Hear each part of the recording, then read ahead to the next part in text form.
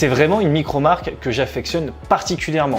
C'est une micro-marque norvégienne qui a la particularité de faire des montres militaires.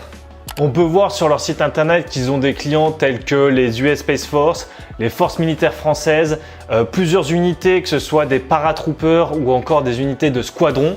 Donc ils sont quand même bien en place et vous savez à quel point les cahiers des charges des militaires doivent être importants et respectés. Et d'ailleurs en parlant de cahier des charges et de rigueur militaire, juste le nom en fait, il veut tout dire. Micro Mil Spec. Micro parce que c'est une micro-marque, ils veulent garder des petites quantités. D'ailleurs, chaque modèle de la gamme actuelle est produit à seulement 200 modèles par an. 200 pièces plutôt, si vous préférez comme ça. Ça, c'est vraiment pour cet aspect petite marque. C'est une volonté qu'ils veulent de ne pas surproduire, etc. Mil, military, militaire, vous l'aurez deviné. Et spec pour specification, comprenez, caractéristiques. La montre dont je vous parle aujourd'hui, c'est une petite montre. Vous allez comprendre pourquoi j'ai choisi celle-ci précisément. C'est la FTU pour Field Testing Unit. Et en fait, cette montre, comme son nom l'indique, elle a vraiment été développée pour les clients. En fait, c'est assez simple. C'est que si par exemple, il y a un client qui veut customiser une montre pour son régiment, il va appeler Micromispec. Micromispec lui envoie la montre pendant 6 mois. Et en fait, pendant 6 mois, le régiment ou l'unité spéciale va tester la montre et va se dire « Ah tiens, moi ça, j'aurais bien vu la lunette comme ci, j'aurais bien vu telle échelle, j'aurais bien vu ça comme indication sur le cadran, sur le fond de boîte, j'aurais bien vu plutôt ça. » Et en fait, c'est pour ça que cette montre est assez vierge en fait. Elle n'a pas de couronne logotée, elle n'a pas de graduation sur sa lunette, elle n'a pas de gravure sur le fond de boîte, etc., etc. Pour la simple et bonne raison que cette montre, à l'origine, n'a pas été produite pour le mass market. C'était vraiment pour faire un proto en fait qui devait être renvoyé à Micromispec avec le cahier des charges que voulait le régiment ou l'unité d'élite en question. Donc moi, je trouve que ça rajoute forcément un petit peu d'histoire à ce modèle. Et en fait, s'ils l'ont sorti au catalogue, c'est à la fois pour l'histoire, je trouve ça assez cool, mais c'est aussi parce que les gens le demandaient et ils disaient « Ouais, mais en fait, juste comme ça, elle est déjà cool votre montre, pourquoi vous la sortiriez pas ?» Donc ils se sont dit « Allez, on va la sortir ». Alors pour le fond de boîte, je précise qu'on peut demander également une gravure en supplément.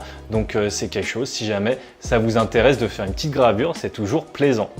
En tout cas, pour ma part, c'est vraiment une montre que j'ai beaucoup aimé porter. Franchement, sincèrement, en fait, ça faisait quelques temps que je suivais la marque, et là, je me suis dit vraiment, c'est l'occasion de la tester et j'ai pas été déçu. Pourquoi est-ce que j'ai aimé?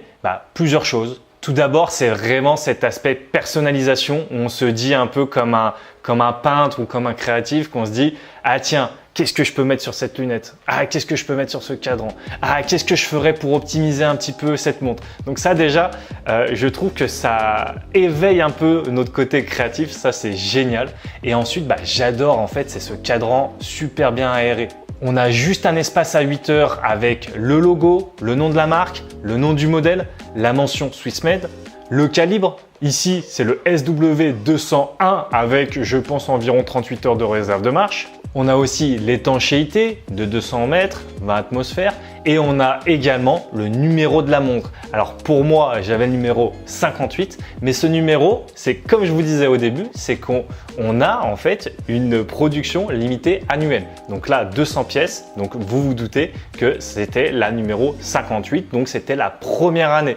Si vous prenez une montre la deuxième année de production, ce sera une 200 et quelques, enfin entre 200 et 400.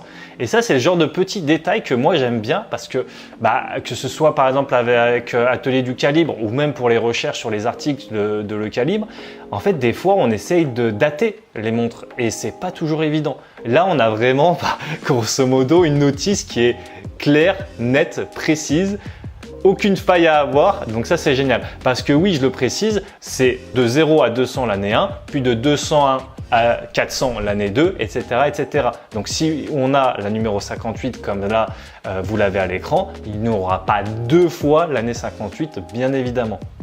Sur le cadran, on a également le petit 5 à 12, synchronisation à 12 heures. Ça, c'est tout simplement parce que avant de partir sur le champ de bataille ou faire une opération, quelle que soit cette opération, généralement, les militaires vont synchroniser tous en même temps leur montre au même moment pour éviter qu'il y ait des trop grosses dérives en fait entre les différents éléments du régiment et que toute l'opération se passe dans le meilleur des cas avec le plus de précision possible. Voilà, c'est toujours un peu ce petit clin d'œil un peu sympa, même si forcément, vous l'aurez deviné, même si sur la montre, il n'y a pas écrit sur le cadran 5 à 12, vous pouvez quand même synchroniser tous en même temps votre montre. Mais voilà, ça rajoute un peu un petit clin d'œil. Le cadran, il est vraiment aussi assez sympa. Il est brossé en son centre, ça fait un beau relief. Ça prend très bien la lumière. D'ailleurs, je vous mets un peu des images sur le fond de boîte qui reprend très bien la lumière aussi. Ça fait des jolis reflets, des beaux effets de lumière. Ça, c'est très plaisant. Le boîtier, il fait 42 mm de diamètre, il fait 50,3 de corne à corne et il fait 12 mm d'épaisseur. C'est un poil trop grand pour mon poignet, mais encore une fois, moi j'ai un petit poignet et on parle d'une montre militaire, donc c'est normal que ce soit un peu costaud quoi. Sur le boîtier, ce que j'aime également beaucoup, c'est ce petit piezo à 9 heures qui je trouve est très plaisant.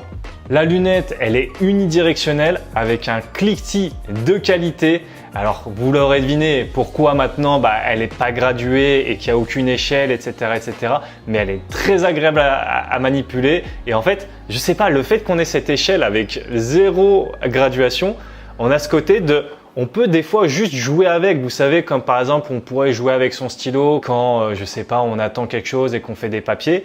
Là, on peut juste s'amuser avec la lunette quand on attend le bus ou je ne sais quoi.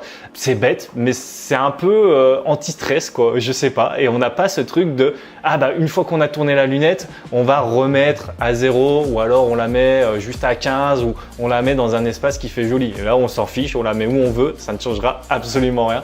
Donc c'est aussi cool.